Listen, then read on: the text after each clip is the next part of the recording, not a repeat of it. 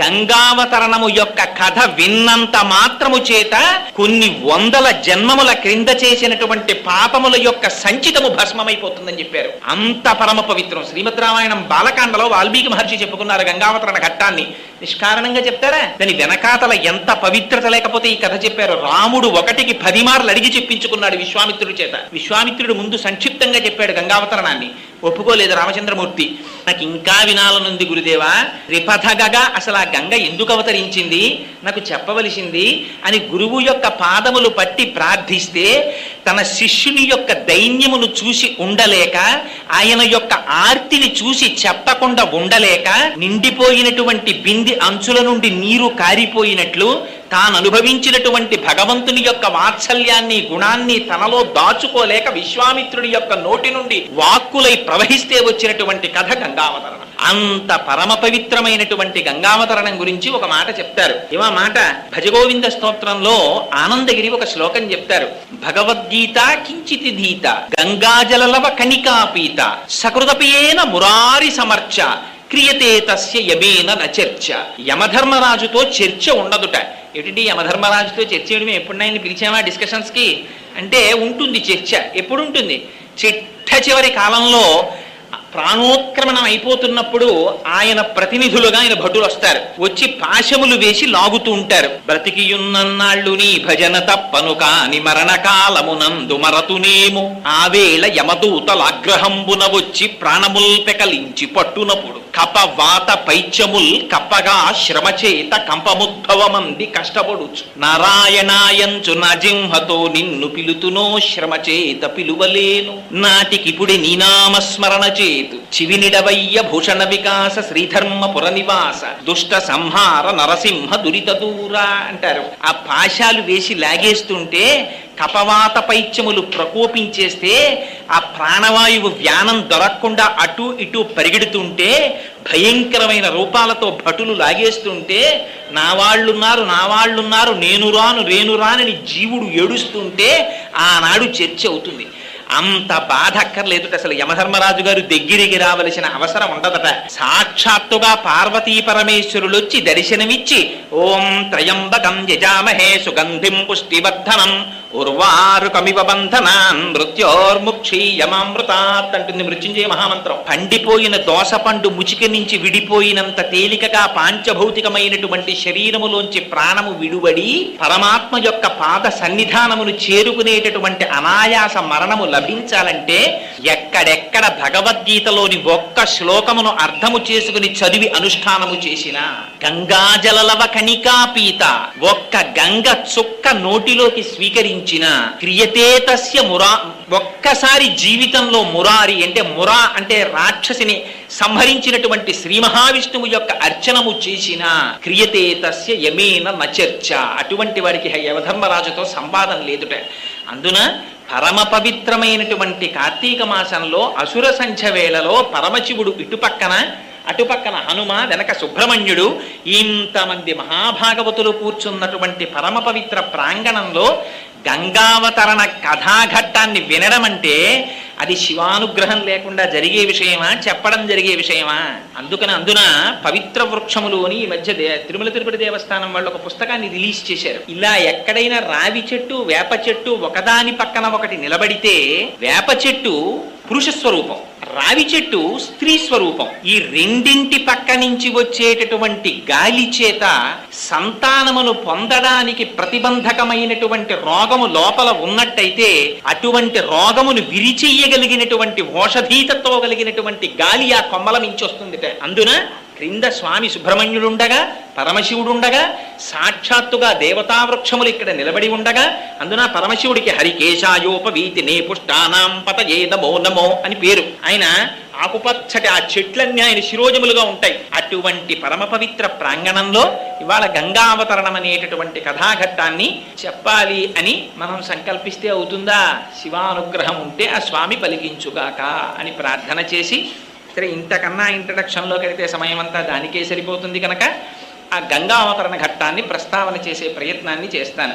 శ్రీమద్ రామాయణంలో బాలకాండలో రామచంద్రమూర్తి తాటకా సంహారం చేసిన తరువాత విశ్వామిత్ర మహర్షితో కలిసి బయలుదేరి వెడుతున్నప్పుడు శోణానదీ తీరంలో కూర్చున్నప్పుడు అడిగారు, అసలు ఈ గంగ ఎందుకు అవతరించింది, ఈ గంగ స్వర్గలోకం నుంచి భూమి మీదకి ఎందుకు పడింది, అలా పడినప్పుడు వచ్చినటువంటి అవరోధములు ఏమిటి, ఎందుకు రావలసి వచ్చింది, నాకు ఈ కథాఘట్టాన్ని వివరించవలసింది అని అడిగారు. విశ్వామిత్ర మహర్షి సంక్షిప్తంగా ఆ కథని వర్ణించారు. కానీ రామచంద్రమూర్తికి తెలుసుకోవాలనేటటువంటి కుతూహలము పరిపూర్ణముగా ఉన్నవారు కనుక నాకు దీని చేత తృప్తి లేదు, ఈ గంగని త్రిపథగా అని పిలుస్తారు. అంటే ఆకాశములో ప్రవహించినప్పుడు మందాకిని, భూమి మీద ప్రవహించినప్పుడు భాగీరథి, పాతాళంలో ప్రవహించినప్పుడు భోగవతి అని 3 పేర్లు. అందుకని త్రిపథగా అంటారు. దానికి ఆ పేరెందుకు వచ్చింది నాకు చెప్పవలసింది అని అడిగారు. అడిగితే విశ్వామిత్ర మహర్షి దాన్ని పూర్వోత్తర భాగముల కింద 2 కింద చెప్పారు. ఎంత చిత్రం అంటే అసలు ఇది చెప్పవలసినటువంటి సమయం ఆసన్నమైనప్పుడు విశ్వామిత్ర మహర్షి నోటి వెంట అనుకోకుండా పక్క సర్గంలో 2 పరమాద్భుతమైనటువంటి విషయములు ప్రస్తావన చేయబడ్డాయి. ఒకటి కందోత్పత్తి, సుబ్రహ్మణ్యేశ్వర స్వామి వారు ఎలా జన్మించారనేటటువంటి రహస్యాన్ని ముందు సర్గాల్లో చెప్పారు. ఎందుకని హిమవంతుడనేటటువంటి పర్వతరాజుకి మేరువు యొక్క కుమార్తె అయినటువంటి మనోరమ భార్య. ఆ భార్యాభర్తలిద్దరికీ కూడా 2 కుమార్తెలు. పెద్ద కుమార్తె పేరు గంగ, రెండవ కుమార్తె పేరు ఉమ. రెండవ కుమార్తె అయినటువంటి ఉమ పరమశివుని గురించి ఘోరమైనటువంటి తపస్సు చేసి అపర్ణయై స్వామికి భార్య అయింది. అందుకని పార్వతీ పరమేశ్వరులు అయ్యారు వాళ్ళిద్దరు. పెద్ద కుమార్తె అయినటువంటి గంగ దేవతలు వచ్చి ప్రార్థన చేశారు హిమవంతుణ్ణి, మాకు దేవతా కార్య నిమిత్తమై ఈ గంగ మాకు కావలసినటువంటి అవసరం వచ్చింది, అందుకని మాతో పంపించమని. హిమవంతుడు అంగీకరించాడు. ఆనాడు గంగని దేవలోకానికి తీసుకుని వెళ్ళారు దేవతలందరూ. అందుకని దేవలోకంలో ప్రవహిస్తుండేది గంగ.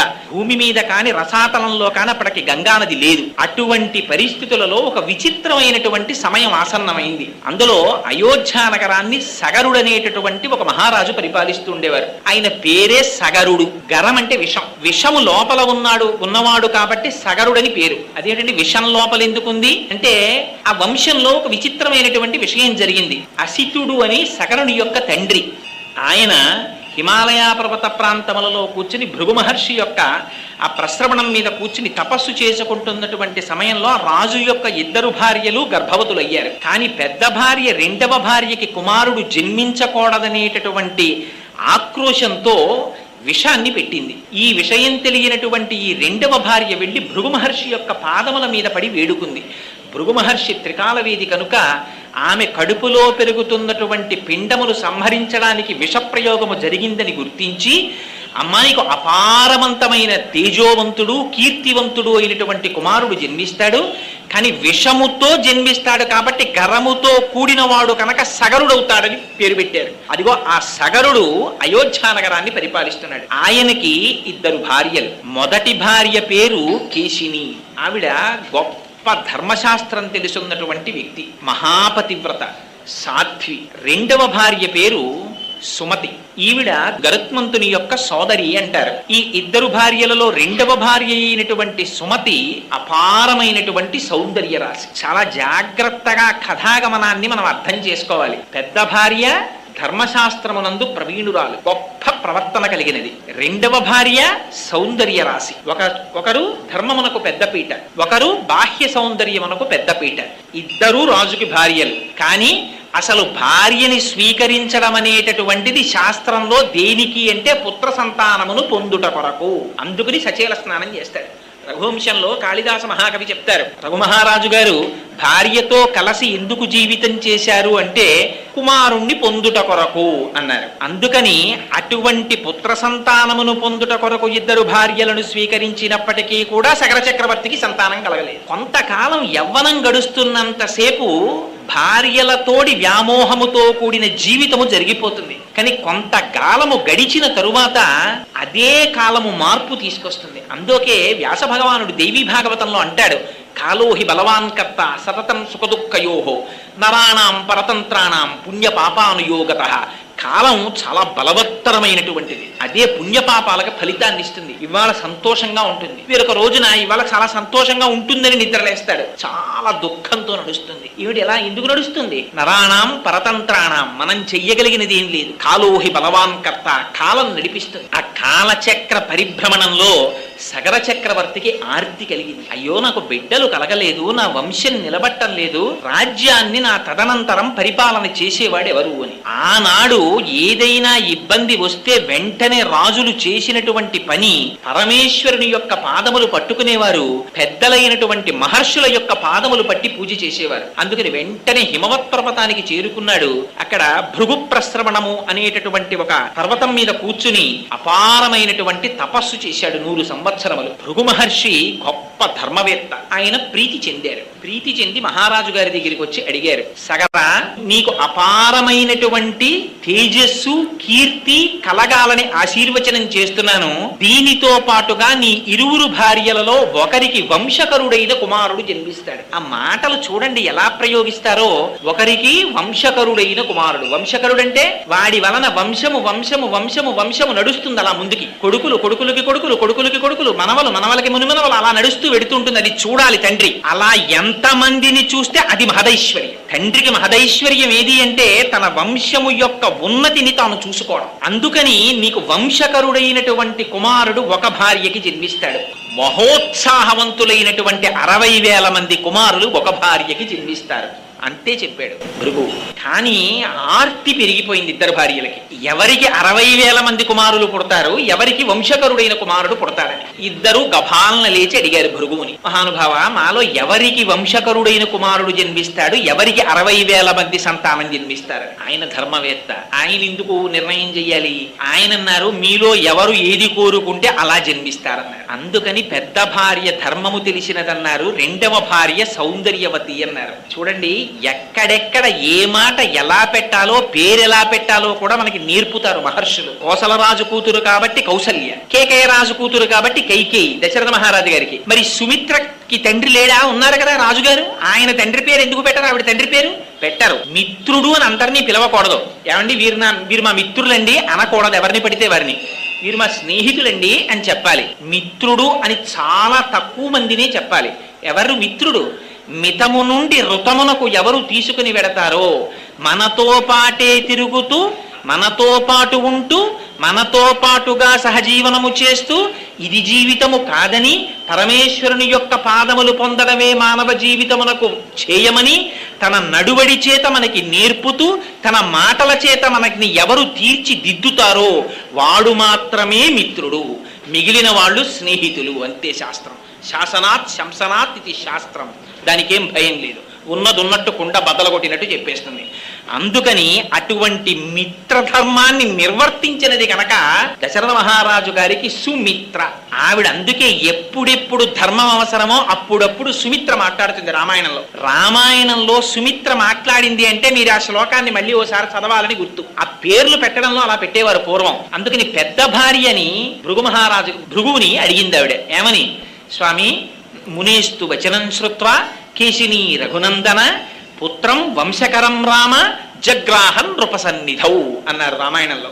ఆవిడ భృగువుని ప్రార్థన చేసిందిట, నాకు వంశకరుడైనటువంటి కుమారుడు కావాలి అని అడిగింది. ఎందుకు వస్తుంది భార్య భర్త చెయ్యి పట్టి? ఆయన యొక్క వంశమును ఉద్ధరించుట కొరకు. ఇవాళ రేపు తెలిసి తెలియనటువంటి అగత్యంతో కూడిన మాటలు చాలా మంది నోటి వెంట వస్తాయి. రామాయణం ఇతర పురాణాలు ఎర్రసిరాతో అండర్లైన్ చేసి చెప్పే ఇలాంటి తప్పుడు మాటలు మాట్లాడకూడదని. పెళ్లి జరుగుతుంటుంది, ఎవరైనా పెద్దవాళ్ళు కొత్తగా పెళ్ళైన వధూవరులు వచ్చి నమస్కారం చేస్తే అక్షతలు వేసి శీఘ్రమేవ సుపుత్రాప్రాప్తిరస్తు అన్నారనుకోండి, ఆ కన్యాదాత గారి తండ్రి శకున పక్షిలా అక్కడే ఉండో మాట అంటాడు. ఇప్పుడే పిల్లలు ఎందుకండి, వాళ్ళని సంతోషంగా గడపనివ్వండి అంటాడు. ఆ తరువాత అదే తండ్రి వచ్చి కనపడ్డ ప్రతివాడి కాళ్ళు పట్టుకుంటాడు. ఏం చేస్తే మా అమ్మాయికి పిల్లలు పుడతారండి అని, ఏం చేస్తే మా అబ్బాయికి పిల్లలు పుడతారండి అని. అనకూడని మాట నోటి వెంట రాకూడదు. ఏ మాట ఎందుకో తెలుసుకుని బ్రతకాలి. స్త్రీ పురుషుని యొక్క జీవితంలో ప్రవేశించేది దేని కొరకు? వంశాన్ని మార్చుకుని, ఇంటి పేరు మార్చుకుని, గోత్రాన్ని మార్చుకుని, వేరొక పురుషుడి చెయ్యి పట్టుకుని ఆ ఇంటికి ఎందుకు ఎడుతోంది? ఆ వంశాన్ని ఉద్ధరించుట కొరకు.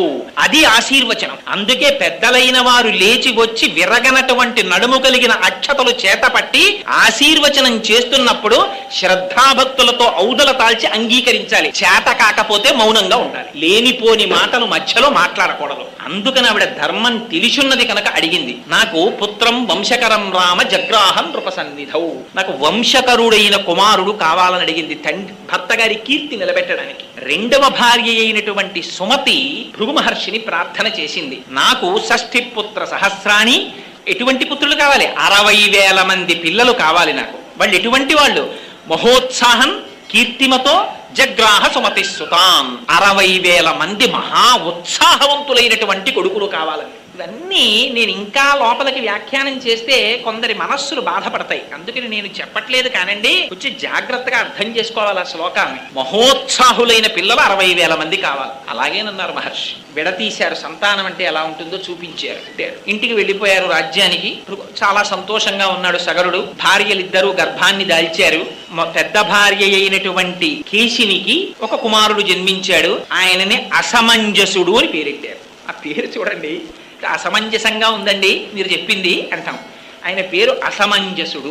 రెండవ భార్య అయినటువంటి సుమతికి ఒక మాంసఖండం పుట్టింది. దాంట్లో 60,000 మంది చిన్న చిన్న పిల్లలు వచ్చారు. అందులోంచి ఋషి వాక్యం ఎక్కడికి పోతుంది? దీక్ష తీసుకున్నవాడు, నిత్య తపస్వి, ఎల్లకాలముల యందు మంత్రార్థమును లోపల తిప్పుతూ ఉండేటటువంటి స్వభావం ఉన్నవాడు, త్రికాల సంధ్యావేది, వేదం చదువుకున్నవాడు, నిరంతరం వేదాన్ని పలుకుతూ ఉండేవాడు. అటువంటి వారి నోటి వెంటొచ్చినటువంటి మాట సత్యం అవుతుంది. వాళ్ళు సత్యం చెప్పడం కాదు, వాళ్ళు చెప్పినది సత్యం అవుతుంది. శంకర భగవత్పాదుల సౌందర్యలహరిలో జపో జల్ప శిల్పం సకలమపి ముద్రా విరచన అని వర్ణిస్తారు ఆ శ్లోకంలో. అందుచేత మహర్షి చెప్పారు, అదే జరిగింది. 60,000 మంది పిల్లలు ఒక మాంసఖండంలోంచి వచ్చారు. వాళ్ళు మరీ చిన్నవాళ్ళు, ఎలా బ్రతుకుతారని ఇప్పుడు మనం అంటున్నామే, ఏదో పిల్లలందరినీ తీసుకెళ్లారండి ప్రిమిచ్యూర్డ్ బర్త్, అందుకని ఏదో ఆ గదిలో పెట్టారు పెంచారని మనం అంటామే. ఆ ప్రక్రియ అంతా రామాయణంలో చెప్పారు. ఈ 60,000 మంది పిల్లల్ని తీసుకెళ్లి నీతి భాండములలో పెట్టారు. పెట్టి ఆ పిల్లల్ని పెంచారు దాదులు. పెంచితే 60,000 మంది పెద్దవాళ్ళు అయ్యారు. ఇటు అసమంజసుడు పెద్దవాడయ్యాడు. ఈ 60,000 మంది పిల్లలు మహోత్సాహులయ్యారు. వాళ్ళకి ఏమిటి? అన్నింటికీ ఉత్సాహమే. ఇది చెయ్యడమా చేయకపోవడమా వివేకం కాదు. ఇలా అనేటప్పటికీ ఉత్సాహం అంతే, చేసేయడమే. ప్రతిదానికి ఉద్రేకమే, అటువంటి స్వభావం. దాంతో వీళ్ళు మహోత్సాహం కీర్తిమతో జగ్రాహ సుమతి సుతాం, అటువంటి పిల్లలు పుట్టారు. అందుకని ఇటుపక్క అసమంజసుడు పెద్దవాడయ్యాడు. పేరే అసమంజసుడు కదండి, ఆయనకి యోగ దృష్టి ఉంది. తర్వాత చెప్తారు రామాయణంలో దాన్ని. ఆ అసమంజసుడికి ఒక విచిత్రమైన లక్షణం ఉండేది. పిల్లలందరినీ పిలిచేవాడు రాజ్యంలో ఉన్న వాళ్ళని. ఒరే రండిరా, మనందరం సరయూ నది ఒడ్డుకెళ్ళి ఆడుకుందాం అనేవాడు. ఆ పిల్లలందరూ పాపం ఈ అసమంజసుడి వెనకాతల వెళ్ళేవారు. వెడితే ఈ పిల్లలందరినీ ఆ నదిలో తోసేసి వాళ్ళ మీదకెక్కి తొక్కి చంపేసేవాడు. వాళ్ళు ఊపిరి ఆడక చచ్చిపోయేవారు. సంతోషపడిపోయి ఇంటికి వచ్చేసేవాడు. ఇది చూశారు చాలా కాలం ప్రజలు. వెళ్ళి రాజుగారికి చెప్పారు, అయ్యా మీ కుమారుడు చేసినటువంటి అకృత్యము వలన మా పిల్లలు ఎందరో సరయూ నదిలో మరణిస్తున్నారు. ఇది శగర చక్రవర్తి అంటే. లేకపోతే మహర్షుల చేత చెప్పబడవు ఆ చరిత్రలు. ఇతరులకి ఎటువంటి శిక్షో తన కుమారుడికి అటువంటి శిక్ష. అట్లా రాజ్యములో ఉండేటటువంటి ప్రజలకి ఉపద్రవాన్ని తీసుకొస్తూ ప్రవర్తిస్తున్నాడు కనుక ఏవం పాప సమాచార సజ్జన ప్రతిపాదక పౌరాణామహితో ముక్తో పుత్రో నిర్వాసిత పురాన్ అన్నారు. వెంటనే రాజ్య బహిష్కారం విధించాడు సగరుడు. నువ్వు రాజ్యంలోంచి వెళ్ళిపో అరణ్యాలకన్నాడు. వెళ్ళిపోయాడు అసమంజసు. ఆయనకొక కుమారుడు ఉన్నాడు, వంశకరుణ్ణి కదండి కోరుకుంది మరి. అందుకని అంశుమంతుడు, ఆ అసమంజసుని యొక్క కుమారుడి పేరు అంశుమంతుడు. ఆ అంశుమంతుడు మాత్రం సగర చక్రవర్తి దగ్గర ఉండిపోయాడు. అసమంజసుడు అరణ్యములకు వెళ్ళిపోయాడు. చాలా కాలం అయిపోయింది, పెద్దవాడైపోయాడు సగర చక్రవర్తి. ఆయనకి అశ్వమేధ యాగం చెయ్యాలనిపించింది. ఏదైనా చెయ్యాలి అని అనిపించగానే ఎక్కడ పడితే అక్కడ చేసేయకూడదు. అందుకే మనకి శాస్త్రం జాగ్రత్తగా చెప్తుంది. వాడు చేసేది పొద్దున్నే పూజకు కూర్చుంటాడు, వాడింట్లోనేగా రోజు చేస్తున్నది కాదు. ఏంటి కుదరదు. అపవిత్ర పవిత్రో వా సర్వావస్థ అంగతోపి వా యస్మరేత్ పుండరీకాక్షం సబాహ్యాభ్యంతర శుచి. నీళ్లు తీసి చల్లుకోవాల్సిందే. అయ్యా లోపల బయట అంతా శుచియగుగాక. అదేంటండి మా ఆవిడ తుడిచింది కదా గది, కుదరదు. అశౌచం ఉంది, దాన్ని నువ్వు మంత్రంతో మాత్రమే విరవగలవు.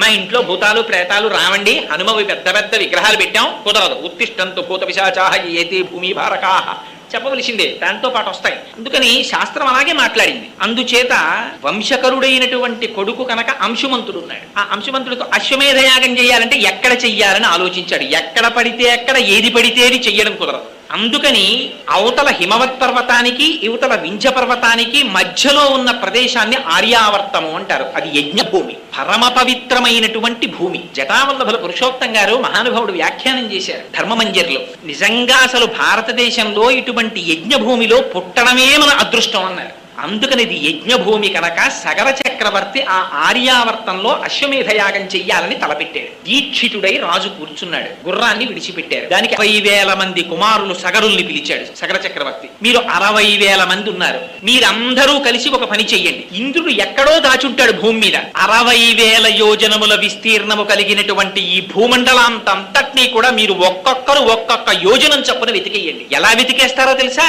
యోజనాయామ విస్తారమేకైకోధరణీతలం వివిధ పురుష వ్యాఘ్ర వజ్రస్పర్శ సమైర్నఖైహి అన్నాడు. అలా ఇలా వెతకడం కాదు, మీ గోళ్లు వజ్రాల్లో ఉంటాయి. ఒక్కొక్క యోజనం భూమిని మట్టినంతటిని పెళ్లగించేయండి. నాగళ్లు పెట్టి తవ్వేయండి, గుణపాలు పెట్టి చీల్చేయండి.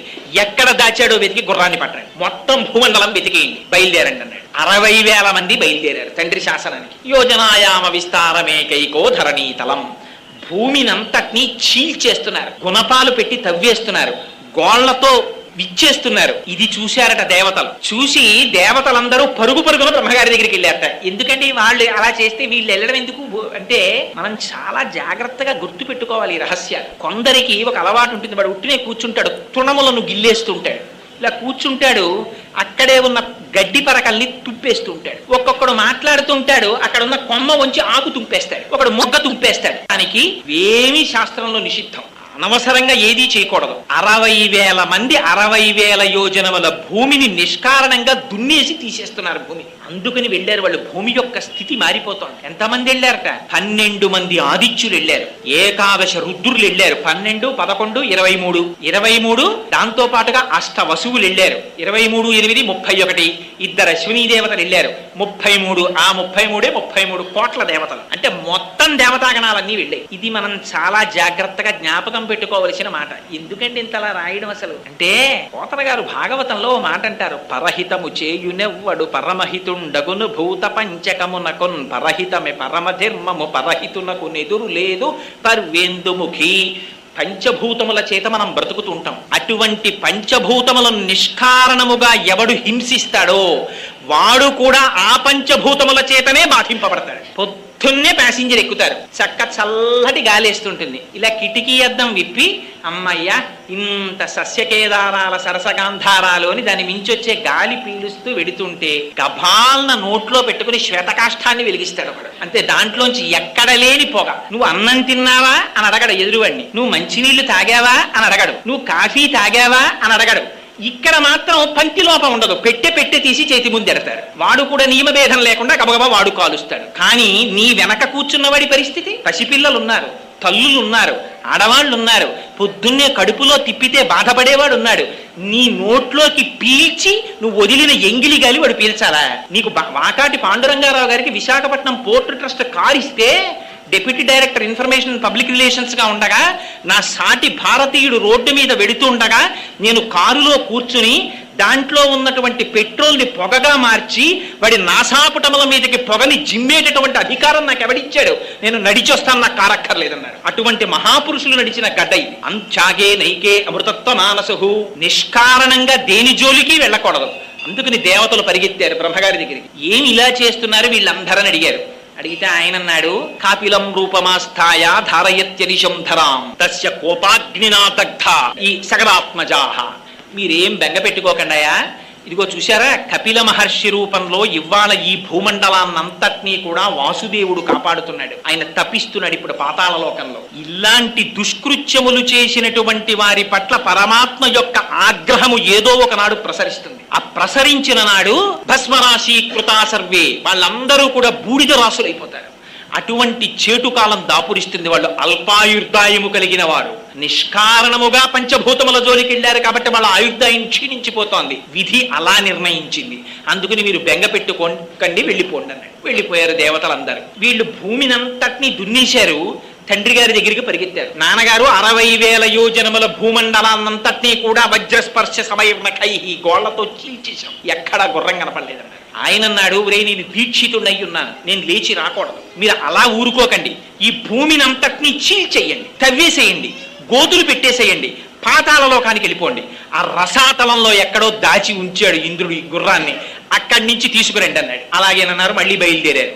బయలుదేరి ఆ భూమండలాన్నంతటినీ కూడా చీల్చేస్తున్నారట. చీల్చి గోతులు తవ్వి లోపలికి వెళ్ళారు. సగరుని యొక్క కుమారులైన సాగరుల చేత తవ్వబడినటువంటి గోతులలోకి తర్వాత కాలంలో వచ్చి నిలబడినటువంటి నీటికే సాగరములని పేరు. ఆ తవ్వి వాళ్ళు లోపలికి వెడుతుంటే రాక్షసులు, నాగులు, పన్నగములు, దేవతలు, మనుష్యులు ఎందరో అడ్డొచ్చారు. అందరినీ సంహరించి లోపలికి వెళ్ళిపోయారు. వెళ్ళిపోతుంటే వాళ్ళు మొట్టమొదట తూర్పు దిక్కుకి వెళ్ళారట. తూర్పు దిక్కుకి వెళ్ళేసరికి అక్కడ విరూపాక్షం అని ఒక బ్రహ్మాండమైనటువంటి ఏనుగు కనపడింది. ఆ విరూపాక్షం అనేటటువంటి ఏనుగు ధారయంతం మహీతలం, అది తన కుంభస్థలం మీద పెట్టుకుని తూర్పు దిక్కునున్నటువంటి భూమిని అంతటి మోస్తుంటుంది.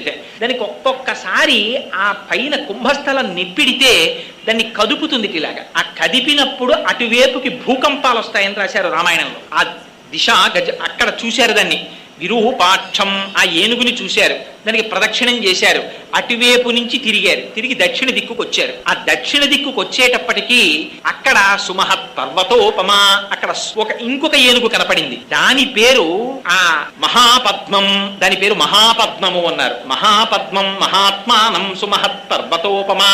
ఆ ఏనుగు కూడా దక్షిణ దిక్కున ఉండేటటువంటి భూమిని తల మీద భరిస్తోంది. దానికి ప్రదక్షిణం చేశారు. అక్కడి నుంచి తిరిగారు, పశ్చిమ దిక్కుకు వచ్చారు. వచ్చేటప్పటికి సౌమనసం అనేటటువంటి ఇంకొక ఏనుగు కనపడింది. దానికి ప్రదక్షిణం చేశారు, దానికి నమస్కారం చేశారు. అది కూడా ధారయంతం మహీమిమాం, భూమండలాన్నంతటినీ మోస్తోంది. అక్కడి నుంచి ఉత్తర దిక్కుకు వచ్చారు. భద్రం అని ఇంకొక ఏనుగు కనపడింది. భద్రం భద్రేన వపుషో ధారయంతం మహీమిమాం, అది కూడా భూమిని మోస్తోంది 4 దిక్కుల. ఉత్తర దిక్కునున్నటువంటి ఏనుగు దగ్గరికి వచ్చారు. అక్కడా కనపడలేదు గుర్రం.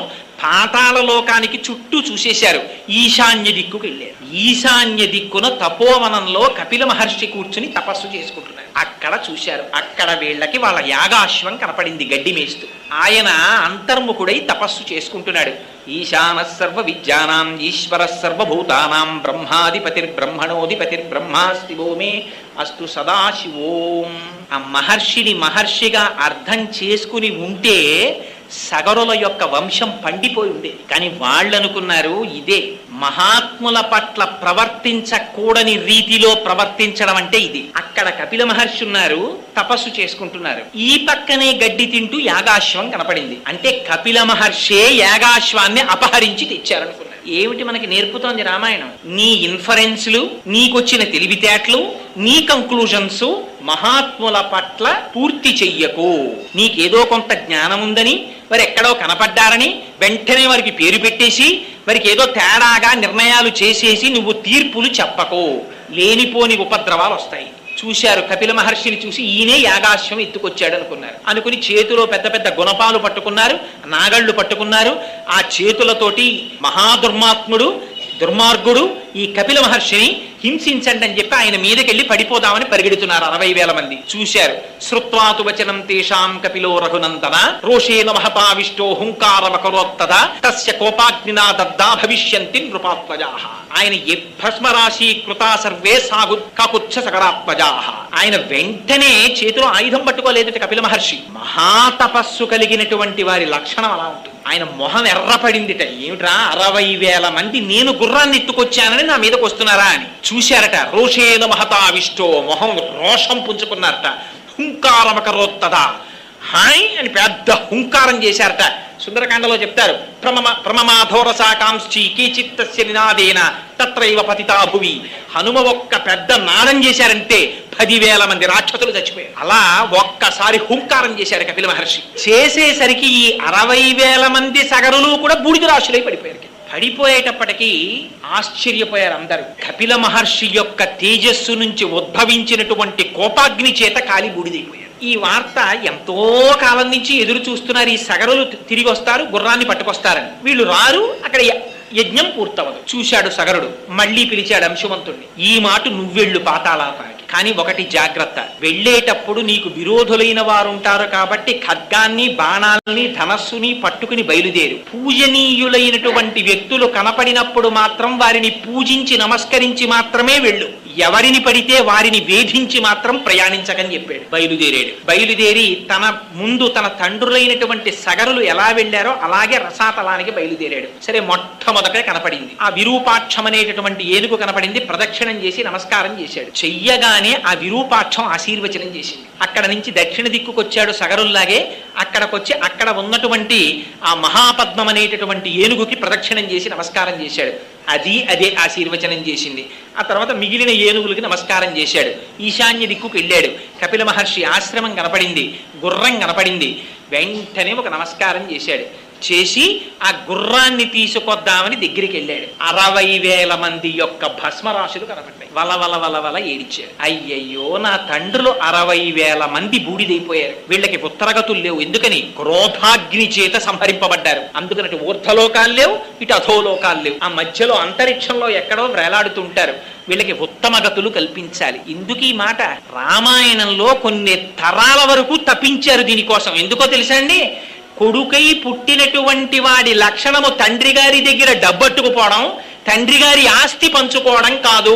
మరి ఏమిటి కొడుకు యొక్క లక్షణము? తండ్రికి ఉత్తమ గతులు కల్పించుట, తన కొడుకై పుట్టినందుకు. అందుకని కొడుకు అటువంటి వాడికే పుత్రుడని పేరు. అందుకని చూశాడు, అయ్యో మా తండ్రులకు నేను ఎలా ఉత్తమ గతులు కల్పిస్తానని బాధపడ్డాడు. అని గబగబా వెళ్ళి అక్కడ నీళ్లు కనపడలేదు, తర్పణలు ఇవ్వాలి. పరిగెత్తుకెళ్ళి నీళ్లు తెద్దామని వెడుతున్నాడు. అక్కడి నుంచి వెంటనే ఒక్కసారి మేనమామ గారైనటువంటి గరుత్మంతుడు మాట్లాడాడు కనపడి. అయ్యో నాయనా, వీళ్ళు మరణించినటువంటిది సామాన్యమైనటువంటి దోషం చేత మరణించలేదు, మహానుభావుడైన కపిల మహర్షి యొక్క ఆగ్రహం చేత మరణించారు. వీళ్ళకి సామాన్య జలాలతో తర్పణ కుదరదు. హిమవంతుని యొక్క పెద్ద కుమార్తె అయిన గంగమ్మ తల్లిని తీసుకొచ్చి ఆ గంగా జలాలతో వీళ్ళకి తర్పణ ఇవ్వాలి. ఆ గంగ వీళ్ళ భస్మరాశుల మించి ప్రవహించాలి. అప్పుడు వీళ్ళకి ఉత్తమ గతులు వస్తాయి. అప్పటి వరకు రావన్నాడు. చూశాడు, విన్నాడు. ఒక్క సుపర్ణ వచనం శ్రుత్వా సోంశుమాన్ అతివీర్యవాన్ త్వరితం హయమాధాయ పునరాయాన్ మహాయశాహ అన్నారు. ఆ గుర్రాన్ని తీసుకుని బాధపడుతూ వచ్చి సగర చక్రవర్తికి ఈ వార్త చెప్పి యజ్ఞాన్ని పూర్తి చేశాడు. సగర చక్రవర్తి విశ్వ ప్రయత్నం చేశారు తన కుమారులకి ఉత్తమ గతులు కల్పిద్దామని. కానీ పెద్దవాడైపోయాడు, శరీరాన్ని విడిచిపెట్టేశాడు. ఆ తరువాత అంశుమంతుడు రాజయ్యాడు. మీరొక్క విషయం జ్ఞాపకం పెట్టుకోవాలి. రామాయణంలో వంశంలో వీళ్ళందరూ రాజులైనప్పుడల్లా ఇదే చెప్తుంటారు మహర్షి. వీళ్ళందరికీ ఏమిటి కోరికంటే గంగ తీసుకురావాలి ఆకాశంలోంచి. అంశుమంతుడు రాజయ్యాడు. ఎలాగైనా గంగని తీసుకొచ్చి మా పితరుల్ని ఉద్ధరించాలనుకున్నాడు. కానీ ఆయన తపస్సు చేయలేకపోయాడు, గంగని తేలేకపోయాడు, శరీరాన్ని విడిచిపెట్టేశాడు. దిలీపుడు రాజయ్యాడు. దిలీపుడు దిలీప మహర్షి సామాన్యుడు కాడు, రఘువంశంలో వర్ణిస్తారు. సరే, ఇప్పుడు మనకు అది ఎందుకు కానంటే ఆ దిలీప మహారాజు గారు కూడా తేలేకపోయాడు. ఆ తర్వాత భగీరథుడు రాజు అయ్యాడు. ఆ భగీరథుడు రాజు అవుతూనే నా పితృదేవతల్ని ఎలా రక్షించుకోవాలి, వాళ్ళని ఎలా ఉద్ధరించాలి అని ఆలోచించాట. ఆలోచించి మహానుభావుడు బ్రహ్మగారి గురించి తపస్సు మొదలుపెట్టాడు. ఎవరికి ఏ సమస్య వచ్చినా మొట్టమొదట బ్రహ్మగారి గురించి తపస్సు చేస్తారు. నేను అప్పుడప్పుడు అంటూ ఉంటాను, ఆయన కన్సల్టెంట్ ఫిజిషియన్ లాంటి వాడు అని. అందుకని ఆయనతోనే మొట్టమొదటి తపస్సు ప్రారంభం. ఆయన తపస్సు కూడా ఎలా చేశాడో తెలుసా అండి? భగీరథుడు బ్రహ్మగారి గురించి ఇలా తపస్సు చేసేశాడండి, బ్రహ్మగారు ప్రత్యక్షమైపోయారండి అలా ఏం చెప్పలేదు రామాయణంలో. చతుర్ముఖ బ్రహ్మగారిని సాకారముగా ఈ కన్నులతో దర్శనం చెయ్యడానికి, తన పితృదేవతల్ని ఉద్ధరించడానికి భగీరథుడు ఎంత ప్రయత్నం చేశాడో చూడండి. ఇవాళ సంవత్సరానికి ఒక్కరోజు తండ్రికి తద్దినం పెట్టడానికి మనకి టైం ఉండట్లేదు. మనం రామాయణానికి వారసులం, సిగ్గుపడాలి మనం నిజంగానే. ఆ భగీరథుడు ఎంత తపస్సు చేశాడంటే ఊర్ధ్వబాహు పంచతప అని, ఊర్ధ్వబాహు పంచతప మాసాహారో జితేంద్రియ రస్యవర్ష సహస్రాణి ఘోరే తపసి తిష్ఠిత అన్నారు. ఆయన మామూలుగా తపస్సు చేయలేదట. ఊర్ధ్వబాహు 2 చేతులు పైకెత్తి ఇలా పెట్టేట. 10 నిమిషాలు పెడితే గోడలు నెప్పెడతాయి మనకి. అలా పెట్టి ఉండిపోయేట ఊర్ధ్వబాహు. పోనీ అలా ఉండడం కాదుట, పంచతప. శరీరాన్ని ఎంత సూషింపజేశాడంటే 4 పక్కల అగ్నిహోత్రాన్ని పెట్టుకున్నట్ట. కన్నులు ముయ్యకుండా సూర్య భగవానుణ్ణి అలా చూస్తూ ఉండేవట. అది ఎంత క్లేశం చూడండి నిజంగా. ఊర్ధ్వబాహు పంచతప మాసాహారో. పోనీ ఇలా ఉండడానికి ఏమంటే కాళ్ళు నెప్పెడతాయని బి కాంప్లెక్స్ మాత్రలు వేసుకోవడం, ఆ ఛాంబర్ ఏసీ చేసుకోవడం ఇలాంటివేం లేవు. అలా ఉన్నప్పుడు మాసాహారో నెలకొక్కసారి మాత్రమే ఆహారం తినేవట. ఇది కూడా పోనీ ఇంత బాధపడుతున్నాడని ఇక్కడ గోడ నెప్పెడుతోందని తెలియడం, కళ్ళల్లోంచి నీళ్లు వస్తున్నాయని తెలియడం ఇవేం కాదుట. జితేంద్రియ. ఆ మాటలు చూడండి, వాల్మీకి మహర్షి వేసినవి. దేవీ భాగవతంలో వ్యాసుడు అంటాడు, ఇంద్రియాని బలిష్టాని ననియుక్తాని మానద. ఏమిటో నువ్వు ఇన్ని కబుర్లు చెప్తావు, అక్కడికి వెళ్ళిపోయానండి, ఇక్కడికి వెళ్ళిపోయానండి, అది చేశానండి, ఇచ్చేసానండి అని చెప్తావు. ఏది నీ కన్ను చూడకూడదన్న దాన్ని చూడకుండా ఆపు చూస్తాను, చూడలేవు. ఇంద్రియాని బలిష్టాని ననియుక్తాని మానద. భ్రమన్ సర్వతీర్థేషు స్నాత్వా స్నాత్వా పునః పునః నిర్మలన్న మనోయావత్ తావత్ సర్వం నిరర్థకం అంటాడు. ఎందుకురా ఎన్ని తీర్థాలు తిరిగితే ఏం సుఖంరా? నీ మనస్సును నువ్వు నిగ్రహించలేకపోతున్నావు. లోకములన్నయున్ గెలిచినాడ ఇంద్రియానీకము చిత్తమున్ గెలువనేరవు. నిన్ను నిబద్దు చేయు భీషణ శత్రులార్వుల ప్రభిన్నుల చేసిన ప్రాణికోటిలో నీకు విరోధి లేడపడు నిర్పున చూడుము ధనవేశ్వర అంటాడు ప్రహ్లాదుడు హిరణ్యకశిపుడితో భాగవతంలో. లోపల శత్రువుల్నే మనం జయించలేము. కామ క్రోధశ్చ లోభశ్చ దేహే తిష్టంతి తస్కరాహ జ్ఞానరత్నాపహారాయ తస్మాత్ జాగ్రత్త జాగ్రత్త అంటారు శంకర భగవత్పాదాచార్యులు. అందుచేత పాపం ఆయన ఊర్ధ్వబాహు పంచతప మాసాహారు జితేంద్రియ, ఇంద్రియాల్ని నిగ్రహించాడు. అలా ఎన్నాళ్ళు చేశాట తపస్సు? తర్షవర్ష సహస్రాణి, ఏమో లెక్క తెలియదన్న. అలా ఎన్ని సంవత్సరాలు తపస్సు చేశాడో ఆయనకి తెలియదు. ఆయన ఏం క్యాలెండర్లు డేట్లు ఇవన్నీ ఏం చూసుకోలేదు. తర్షవర్ష సహస్రాణి ఘోరే తపసి తిష్ఠిత. ఘోరమైన తపస్సు చేస్తూ ఉండిపోయాడు. ఎవరి కోసం? తన కోసం కాదు. తనకి సంతతే లేదు అసలు భగీరథుడికి. తన సంతతి కోసం కాదు ఈ తపస్సంతా. ఎవరి కోసం? తన పితృదేవతల్ని ఉద్ధరించడం కోసం. మనుష్యుడై పుట్టినవాడు చెయ్యవలసినదేది. యథావల్లభుల పురుషోత్తం గారు ధర్మాంజలిలో రాశారు, పితృదేవతారాధన చెయ్యవలసినటువంటి తిథిలో దేవతారాధన చెయ్యవలసిన పర్వదినం వస్తే పితృదేవతారాధన చెయ్యాలా దేవతారాధన చెయ్యాలా అన్న మీమాంస వస్తే పితృదేవతారాధనకే పెద్దపీట వేయాలన్నారు. ఎందుకని? మనుష్యుడిగా పుట్టిన తర్వాత నీ ధర్మం నువ్వు చేసి తీరాలి, విహితం. ఇంత తపస్సు చేస్తే బ్రహ్మగారు ప్రత్యక్షమయ్యారు. ఎలా? దేవతలతో కలిసి ప్రత్యక్షమయ్యారట. ప్రత్యక్షమై చాలా సంతోషించాను భగీరథ నీ తపస్సుకి. ఇంత ఘోరమైన తపస్సు దేని కొరకు చేశావు అని అడిగారు. ఆయనకి తెలియదా? కానీ అడుగుతారు. ఆయన అన్నాడు, మా పితృదేవతలు బూడిద కుప్పలు అయిపోయారు. ఆ కపిల మహర్షి యొక్క ఆగ్రహం చేత వాళ్ళు ఉద్ధరింపబడడానికి గంగ ఆకాశం నుంచి కింద పడాలి. ఆ కింద పడి అక్కడి నుంచి పాతాళ లోకంలోకి వెళ్ళి ఆ భస్మరాసుల మించి ప్రవహించాలి. రెండు, నాకు సంతతి లేదు. అక్కడ పితృదేవతలను ఎవరు ఉద్ధరిస్తున్నారు? తాను సంతానంలో వంశంలో ఉన్నాడు కనుక తాపత్రయపడుతున్నాడు. రేపు పొద్దున తనను ఉద్ధరించడానికి వంశం ఉండాలి. మరి పితృదేవతలు సంతోషించాలంటే రెండు చెయ్యాలి. ఏమిటి? పితృ రుణం తీర్చుకోవాలంటే తాను పెళ్లి చేసుకుని పిల్లల్ని కని తీరాలి. అందుకని వివాహం చేసుకోవాలి. రెండవది ఏమిటి? తన పితృదేవతల్ని ఉద్ధరించడానికి కావలసినటువంటి పితృకార్యాన్ని తాను నెరవేర్చాలి. అందుకని మరి తనకి బిడ్డలు కావాలి కదా. అందుకని నాకు బిడ్డలు లేరన్నాడు. ఆయన అన్నాడు, నీకు బిడ్డలు కలుగుతారు, వరం ఇస్తున్నాను. కానీ మొదటి కోరికున్నదే ఆకాశం నుంచి గంగ కింద పడాలని అడిగావు కదా భగీరథ. అది గంగాయా పతనం రాజన్ పృథివీన సహిష్యతి. ఆకాశంలోంచి గంగ కాని భూమి మీద పడిందా ఈ భూమి భరించలేదు. తట్టుకోగలిగినటువంటి శక్తి భూమికి లేదు. అందుకని తాం వై ధారయితుం నాణ్యం పశ్యామి శూలినః. అలా గంగని పట్టుకోగలిగినటువంటి వాడు మధ్యలో నిలబడగలిగిన మొనగాడు ఒక్కడే ఉన్నాడు. ఎవరు? పరమశివుడు ఒక్కడే నిలబడగలడు. ఇంకా ఎవరి సాధ్యం కాదు ఆ గంగని పట్టడం. అందుకని నీకేమైనా ఓపిక ఉంటే ఆయన గురించి తపస్సు చేయమన్నాడు. మహాప్రభో గొప్ప ఆలోచన చెప్పారని బయలుదేరి పాపం మళ్ళీ తపస్సుకి వెళ్ళాడు. వెళ్ళి ఎలా చేసేట తపస్సు? ఈసారి బొటనవేలి యొక్క చివరి భాగం మీద నిలబడి ఉండిపోయేటలాగా ఉండిపోయి 1 సంవత్సరం తపించేట పరమేశ్వరుడి కోసం. శివానుగ్రహం అంటే ఎలా ఉంటుందో చూడండి.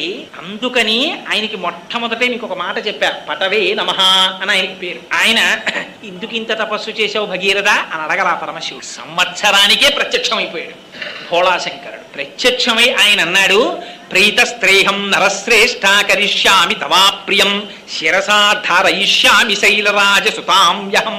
భగీరథ నీ తపస్సుకి పొంగిపోయాను, గంగ నా నెత్తి మీద పట్టుకుంటానన్నాడు. ఏమండి ఇంతకన్నా దారుణమైన విషయం ఇంకోటి ఉంటుందా? ఏమండి మేము 7 అంతస్తుల బిల్డింగ్ కట్టుకుంటున్నాం, ఆ పైనుంచి కొంచెం నీళ్లు కిందకు వదిలేయాలి, ఈ మధ్యలో పట్టుకుంటే ఆ ఫౌండేషన్ దెబ్బతింటుంది, కాస్త మీరు పురాణం బాగా చెప్తారు కదా, వచ్చి కొంచెం మీరు నించుంటారా అని అడిగాడు అనుకోండి. ఎవడి నెత్తినైనా నీళ్లు గుమ్మరిస్తే పట్టుకునేవాడు ఉంటాడండి ప్రపంచంలో. దానికి ఒప్పుకున్నాడు ఆయన. ఇది పరమశివుడి యొక్క సౌజన్యం అంటే. ఎలా అడిగితే కాదు, అడగకుండా నేను వచ్చి పట్టుకుంటానోయ్, ప్రీతస్తేహం నరశ్రేష్ఠ కరిష్యామి తవా ప్రియం శిరసాధారయిష్యామి శైలరాజ సుతాంయహం, నేను పట్టుకుంటానోయ్ అన్నాడు. రమ్మన్నారు. తీసుకెళ్లారు. మహానుభావుడు హిమాలయ పర్వతముల మీద నించున్నాడు. నించుని నడుము మీద 2 చేతులు వేసుకుని నిలబడ్డాడు. పడమన్నాడు గంగని. పడమంటే ఆ గంగ ఆకాశంలోంచి బయలుదేరింది. బయలుదేరి మంచి ప్రవాహంతో బయలుదేరి వచ్చేస్తోంది కింద పడదామని. ఎందుకని బ్రహ్మగారు అనుజ్ఞనిచ్చారు. పరమశివుడు అలా నిలబడిన నాడు నువ్వు కిందకు పడని చెప్పాడు. అందుకని వచ్చింది. చూసిందిట పరమశివుడిని కింద. చూసి ఒక పెద్ద నవ్వు నవ్విందిట. ఏమిటో విర్రాడు, నన్ను పట్టుకుంటానని నించున్నాడు. అక్కడి నుంచి నేను కింద పడితే ఆ బుర్ర ఉంటుందా? అదిరిపోతుంది. తెలియక చాలా మంది జలపాతాల కిందకి వెళ్ళి కపిల తీర్థంలోనూ అక్కడ ముందు గబుక్కును ఓడిగుంటూ పెట్టేస్తారు.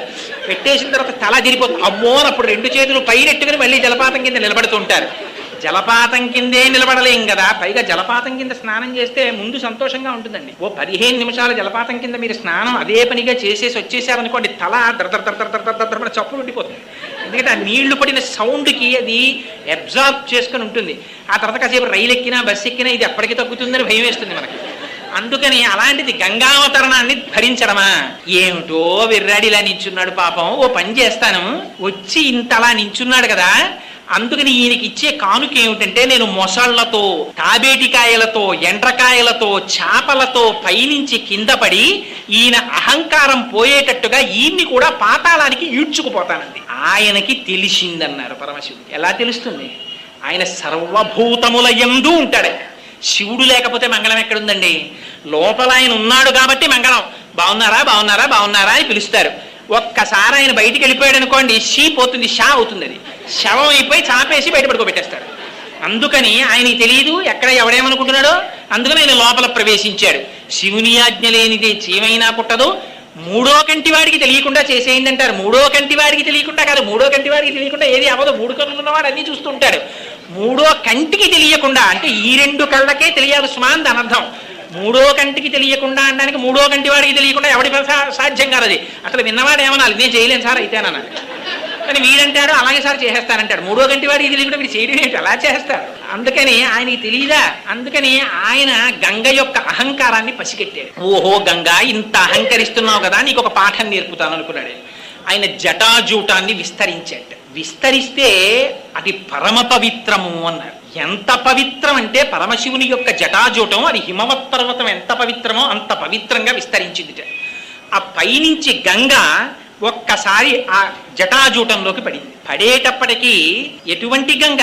పుణ్యే రుద్రస్య మూర్ధని, ఆయన యొక్క మూర్ధ భాగమునందొచ్చి పడింది. పడగానే గంగ అనుకుంది నేను శివుణ్ణి ఈడ్చుకుపోతాననుకుంది. పరమశివుడు ఏం చేశాడు? జటాజూటాన్ని విస్తరించాడు. 1 సంవత్సర కాలం అయిపోయిందిట. ఒక నీటి చుక్క కింద పడలేదు. ఆ జటాజూటంలో తిరుగుతూనే ఉంది పాయల నిండా. చుక్క చెమట కారినంత కిందకి కూడా జారలేదు వెంట్రుకల్లోంచి. ఇది విచిత్రం. వెంట్రుకల్లో నీళ్లు పట్టగలిగిన వాడు ఉంటాడా? పైగా కుండలో పట్టేవాడు ఉంటాడు, బిందులో పట్టేవాడు ఉంటాడు. 4 వెంట్రుకలు ఇచ్చి నీళ్ళు ఎక్కడా అంటే ఎవరు పట్టుకొస్తారు? ఆయన జటాజూటంలో పట్టేశాడు గంగ. అందుకని ఆయనకి అటువంటి పేరు. అందుకని పటవే నమః. ఆయన చెయ్యలేంది లేదు. పరమశివుడు తలుచుకుంటే చెయ్యలేందే ఉంటుందండి. అందుకే స్తోత్రం చేశారు ఆయన్ని.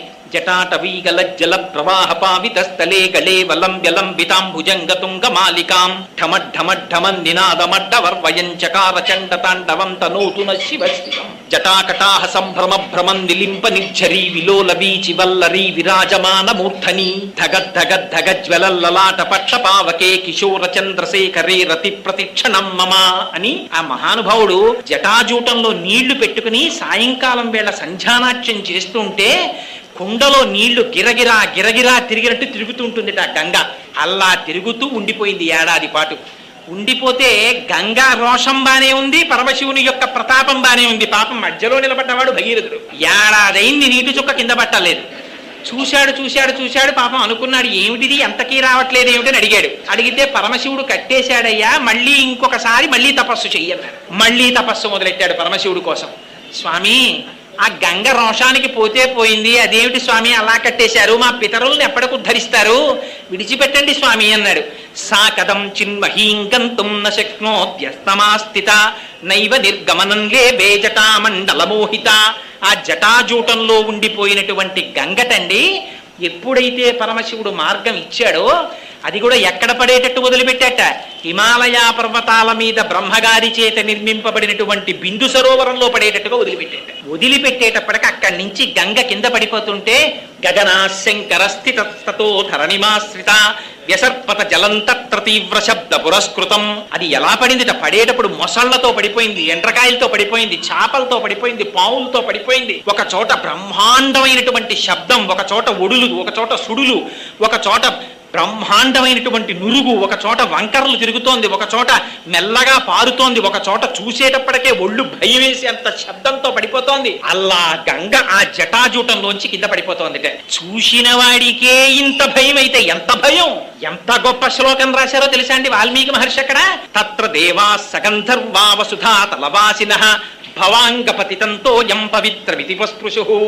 చూశారట, ఇలా పంపులు రాక రాక రాక రాక పంపు వచ్చింది అనుకోండి, ఇంకా పంపు కుస్ కుస్ అంటుంటేనే బిందెట్టేసినట్టు ఆ జటాజూటంలోంచి పడిపోతున్నటువంటి గంగ ప్రవాహం కింద బుర్ర పెట్టలేమని తెలిసిన అమ్మో ఇది భవాంగపతితంతో యం పరమశివుని యొక్క శరీరమును తాకి కిందకొస్తోంది, ఎంత అదృష్టం రా, దీంట్లో స్నానం చేయకపోతే ఎలా అని గబగబా వచ్చి అక్కడ స్నానం చేయడం కుదరదు కనుక గభాలన నీటిని బట్టి శిరస్సును తలుగుని తాగేసేస్తారు. ఎందుకని భవాంగపతితంతో యం, ఇంకో పేరు పెట్ల శివాంగపతితంతో యం, అలా భవ లింగపురాణం అంటుంది.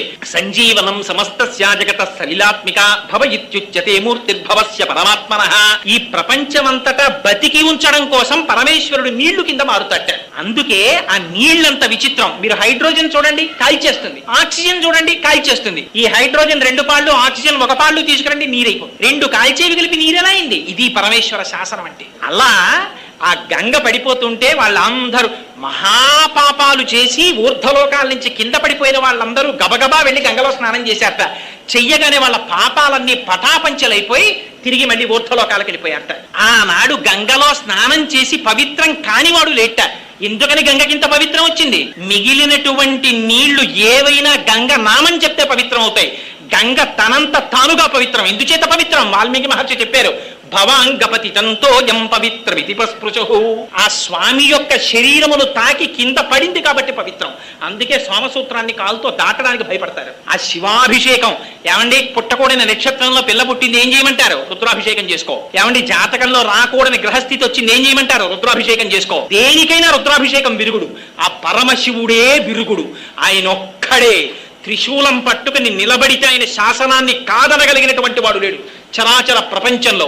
శ్రీశైలే స్వర్ణశృంగే మణిగణ రచితే కల్పవృక్షాని సీతే స్ఫీతే సంవర్ణ రత్న స్ఫురిత నవగృహే దివ్యపీఠే శుభార్హే ఆసీన సోమచూఢ సకృణనయన సంగన స్మేరవక్ర శంభుశ్రీ భ్రమరీశ ప్రకటిత విభవో దేవతా సార్వభౌమ అంటారు. ఆయన దేవతలకందరికీ సార్వభౌముడు. ఆయన శాసనానికి ఎదురు లేదు. అటువంటి వాడు కనుక అలా గంగని విడిచిపెట్టాట.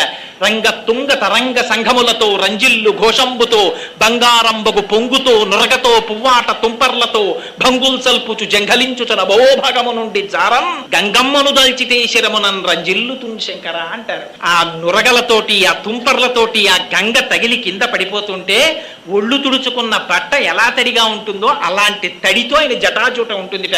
అందుకని ఆయనకి కపర్ది అని పేరు. ఆ జటాజూటానికి నమస్కారం చేస్తే చాలట తీర్థయాత్రల్లో వచ్చే ప్రతిబంధకాలు రాకుండా యాత్ర పూర్తి. అటువంటి జటాజూటం ఉన్నవాడు పరమశివుడు. అక్కడ నుంచి బయలుదేరి కింద పడింది గంగ. ముందు ఆయన వెళ్ళిపోతున్నాడు. యథా భగీరథో రాజాతతో గంగా యశస్విని. ఆ ముందు భగీరథుడు రథం మీద వెళ్ళిపోతున్నాడు.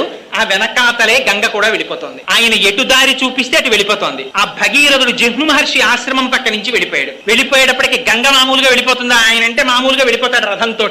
అపారమైనటువంటి వేగంతో వెనకాతల ప్రవహిస్తూ వచ్చేసింది. వచ్చి జహ్ను మహర్షి యొక్క ఆశ్రమాన్ని ముంచెత్తేటప్పటికి ఆశ్రమం కొట్టుకుపోయింది. చూశారు మహర్షి, ఏమే గంగా, ఎంత అహంకారం, నా ఆశ్రమాన్ని తుడిచిపెడతావా? చూడు ఏం చేస్తాను అని తన అరచేతిలోకి తీసుకుని గంగను తాగేశాడు. తాగేసేటప్పటికి చుక్క గంగ లేదు. పాపం భగీరథుడు ముందెళ్ళిపోతున్నాడు, వెనకాతల చప్పుడు ఆగిపోయింది. వెనక్కి తిరిగి చూస్తే గంగ లేదు. ఏమిటి ఇది అల్లరే మళ్ళీ వెనక్కి వచ్చాడు. దేవతలు వీళ్ళందరూ స్నానం చేస్తున్న వాళ్ళు హడిలిపోయి గబగబా దిగి వచ్చేశారు. ఇది తపోశక్తి అంటే. ఇంత పరమశివుని యొక్క శరీరమునకు తగిలి వచ్చినటువంటి గంగని పుక్కిట పట్టి తాగేశాడు జహ్నువు. తాగేస్తే వచ్చాయన పాదముల మీద పడ్డాడు. స్వామి, ఏదో గంగ రోషానికి పోయింది, అది నీటి ధర్మం ముంచెత్తింది. అంత మాత్రం చేత నన్ను కరుణించండి, నా పితృదేవతలు ఉద్ధరింపబడాలి, మీరు విడిచిపెట్టండి అన్నాడు. అయితే నీ కోసం విడిచిపెట్టేస్తున్నాను అన్నారు. ఇది ఉత్తమే క్షణకోపస్యా మధ్యమే ఘటికాత్వయం అథమే స్యాదహోరాత్రం పాపిష్టే మరణాంతక. ఎప్పుడైనా గుర్తుపెట్టుకోండి, వాడు ఎలాంటి వాడో ఎలా తెలుసుకోవచ్చో తెలుసా అండి? అస్తమానం కనపడినప్పుడల్లా 1973లో వాడు అలా చేసి ఉండకపోతేనండి అని వాడు అంటున్నాడు అనుకోండి, వాడు పాపిష్టే మరణాంతక, వాడు పాపిష్టి వాడు అనమాట. వాడు చచ్చే వరకు అలాగే చెప్పుకుంటూ ఉంటాడు జరిగిన పొరపాటుని. ఇలా కోపం వచ్చి అలా తగ్గిపోయింది అనుకోండి. ఉత్తమే క్షణకోపస్య మధ్యమే ఘటికాత్వయం. కోపం చేత వాడు ఎలాంటి వాడో నువ్వు నిర్ణయం చేసుకొని ప్రిస్క్రిప్షన్ రాసి ఇచ్చేశారు పెద్దవాళ్ళు. జహ్నువు మహోత్తముడు కనుక, మహర్షి కనుక ఇలా వచ్చిన కోపం అలా పోయింది. అయ్యో నీ కోసం విడిచిపెట్టేస్తున్నానయ్యా అన్నాడు అని తన చెవుల్లోంచి విడిచిపెట్టేశాడు గంగని. జహ్నువు యొక్క చెవుల్లోంచి వచ్చింది కాబట్టి జాహ్నవి అయింది. తస్మాత్ జహ్ను సుతా గంగా జాహ్నవి జాహ్నవీతి చ ప్రోచితః. ఆ జహ్నువు యొక్క చెవుల్లోంచి వచ్చింది కాబట్టి జాహ్నవి అని పేరు పెట్టుకుని మళ్ళీ భగీరథ రథానుగా, భగీరథుడు ఎటువైపు నడిస్తే అటువైపు ఆ రథాన్ని అనుసరించి వెళ్ళిపోయింది. చిట్ట చివర పాతాళ లోకానికి వెళ్ళింది. వెళ్ళి ఒక్కసారి అక్కడ ఉన్నటువంటి 60,000 మంది సగరుల యొక్క భస్మరాశుల మించి ప్రవహించింది. వెంటనే వాళ్ళందరికీ ఉత్తమ గతులు కలిగాయని మనకెలా తెలుసు అంటే భస్మస్యథా ప్లుతే రామ అని వెంటనే అక్కడికి చతుర్ముఖుడైనటువంటి బ్రహ్మగారు ప్రత్యక్షమయ్యారు. రాజాన విధమబ్రవీత్, ఆ భగీరథుడితో ఈ మాట చెప్పారు. ఏమని? భగీరథ, నువ్వు చేసినటువంటి ప్రయత్నం చేత ఇవాళ గంగ ఆకాశంలోంచి కింద పడి ప్రవహించి నీ పితృదేవతలైనటువంటి ఈ సగరులను 60,000 మందిని ఉద్ధరించింది. వాళ్ళు స్వర్గలోకానికి వెళ్ళారు. ఈ సాగరములలో నీరు ఎంతకాలం ఉంటుందో అంతకాలము నీ పితృదేవతలు స్వర్గలోకంలో ఉంటారు. నీకు వరం ఇస్తున్నాను. అంతేకాదు, ఇంతకు ముందు ఆకాశంలో ప్రవహించినటువంటి గంగకి మందాకిని అని పేరు. ఆ తర్వాత హిమాలయ పర్వతముల మీద పడి భూమి మీద ప్రవహించినటువంటి గంగకి నువ్వు కష్టపడి తెచ్చావు కనుక నీ పేరు మీద భాగీరథి అని పేరు. అది పాతాళ లోకానికి వెళ్ళినప్పుడు భోగవతి అని పేరు. పాతాళ లోకానికి వెళ్ళిన గంగ మళ్ళీ భూమి మీదకి వచ్చింది. తెలుసా అండి మీకు? వచ్చింది. ఎక్కడుందో తెలుసా? ఇప్పటికీ మీరు ఇప్పటికీ పాతాళ లోకానికి వెళ్ళిపోయినటువంటి గంగ పైకొస్తే దాంట్లో స్నానం చెయ్యాలనుకుంటే ఉంది. ఇప్పటికీ వెంకటాచలం కొండ కింద ఉన్న కపిల తీర్థంలో ఉన్నటువంటి సరోవరం, ఆ కపిల మహర్షి పూజ చేసినటువంటి శివలింగం భూమిని బ్రద్దలు చేసుకుని పైకొస్తే కామధేనువు శివలింగం మీద గిట్టపట్టి మా వర్ధస్య, ఇంక పెరగకు అని అడిగింది. అందుకే కపిలలింగం మొదటి దగ్గర తెల్లగా ఉంటుంది, మధ్యలో బంగారంలా ఉంటుంది, చివర ఎర్రగా ఉంటుంది, పైన కాలి గెట్టు ఉంటుంది, పశ్చిమాభిముఖంగా ఉంటుంది, 5 ముఖాలు ఉంటాయి, 3వ కన్ను ఉంటుంది ఇప్పటికి కపిలలింగానికి. దాని ఎదురుగుండా ఏర్పడినటువంటి సరోవరమే భోగవతి నది పైకొచ్చినటువంటి తీర్థం. ఇప్పటికీ కార్తీక మాసంలో పౌర్ణమి రోజున మిట్ట మధ్యాహ్నం 12 గంటల వేళ 10 నిమిషాల పాటు ఈ బ్రహ్మాండములలో ఉన్న సమస్త తీర్థములు వచ్చి అక్కడ పుష్కరిణిలో చేరుతాయి. అక్కడ స్నానం చేస్తే వాళ్ళకున్నటువంటి పాపరాశి అంతా ధ్వంసం అయిపోతుంది ఇప్పటికీ. అందుకే ఆశ్వీజ మాసంలో కపిలేశ్వరంలో కపిలలింగానికి అన్నాభిషేకం చేస్తారు. 450 కిలోల అన్నం వండి నమక చమకాలు చెప్తూ అన్నంతో అభిషేకం చేసి అన్నలింగం పెడతారు. ఆ లింగం మీద మళ్ళీ అన్నలింగం పెడతారు. 3 గంటలకే ఆ లింగాన్ని తీసి పుష్కరిణిలో నిమజ్జనం చేస్తారు. చేసి కూరగాయలు, పెద్ద పెద్ద ఆనపకాయలు, పొట్లకాయలు, కాకరకాయలు, ఇవన్నీ కాయలుగా ఉడికించేస్తారు. ఉడికించి వాటితో త్రిశూలం, నాగాభరణాలు, 3వ కన్ను ఇవన్నీ పెడతారు. పెట్టి చిట్ట చివర సాయంకాలం ప్రదోష వేళలో ఈ అన్నలింగాన్ని దర్శనమిస్తారు. అన్నలింగాన్ని దర్శనం చెయ్యొచ్చు. అప్పుడు ఆ అన్నలింగం మీద ఉన్న అన్నాన్ని, ఉన్న కాయగూరల్లో కొంత భాగాన్ని కలిపి వచ్చిన వాళ్ళ చేతిలో ప్రసాదంగా ఇస్తారు. అటువంటి అన్నప్రసాదం ఎవరు తింటారో వాళ్ళకి రాబోయేటటువంటి ఎన్ని జన్మలున్నాయో అన్ని జన్మలలో వాడికి అన్నమునందు ఆర్తి ఉండదు, వాడికి దరిద్రం ఉండదు. ఇది నువ్వు తినకు అని డాక్టర్ల చేత వాడు చెప్పబడడు. రాపేయం ధస్సస్పతే దరిద్రం నీలలోహిత. అడుగుతున్నాం కదా తెల్లవారు లేస్తే, స్వామి మాకు ఎటువంటి ఉపద్రవం రాకుండా చతుష్పదే, ఆ 4 పాదాలున్నవి, విపదే, ఇవన్నీ సంతోషంగా ఉండాలని. అదిగో అక్కడికి వచ్చింది భోగవతి మళ్ళీ పైకెక్కి. కానీ గంగావతరణం మాత్రం త్రిపథక వరకు చెప్పారు. ఆ పడినప్పుడే ఆ గంగ హిమాలయ పర్వతాల మీద పడినప్పుడు 3 పాయలు తూర్పు దిక్కుకి వెళ్ళిపోయాయి. వాటికే లాదిని, నళిని, పాదిని అని పేరు. ఈ 3 పాయలు తూర్పు ముఖంగా వెళ్ళాయి, 3 పాయలు పశ్చిమాభిముఖంగా వెళ్ళిపోయింది నీరు. ఆ 3 పాయలు ఇటుపక్కకి వెళ్ళిపోయినటువంటి వాటికే సుచక్షువు, సీత, సింధువు అని పేరు.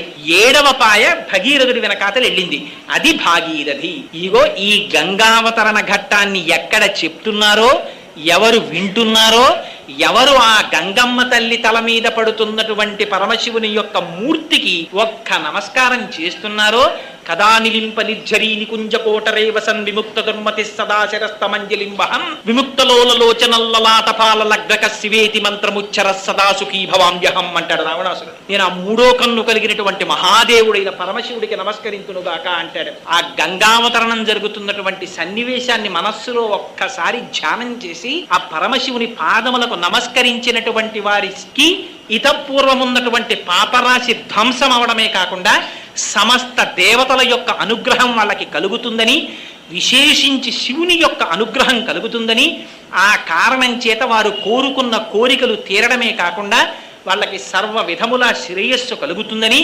వాల్మీకి మహర్షి రామాయణంలో చాలా తక్కువ విషయాలకి మాత్రమే ఫలస్తుతి చెప్తారు. అలాంటిది గంగావతరణ ఘట్టానికి విశేషమైనటువంటి ఫలస్తుతి చెప్పారు.